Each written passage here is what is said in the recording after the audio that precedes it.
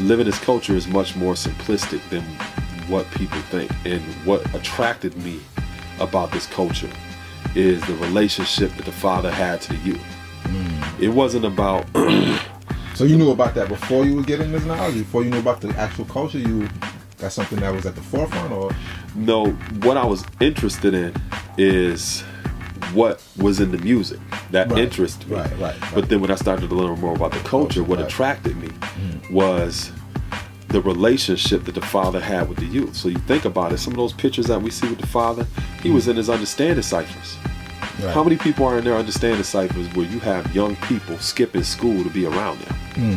You couldn't have been corny. You couldn't have been judgmental. You couldn't have been none of these things, but you also had to be firm. So you think about that, it's like, man, he was doing things that you normally don't see with a person of that generation and then the younger generation, where he would have to tell them, yo, you need to go to school. If you are out here and got warrants or whatever, or you need to correct something, you need to go turn yourself in and deal with that shit. You know what I mean? And seeing that, like, you got these young people traveling to go see you and you're locked up. You know what I mean? That always amazed me. Right. And that's what attracted me.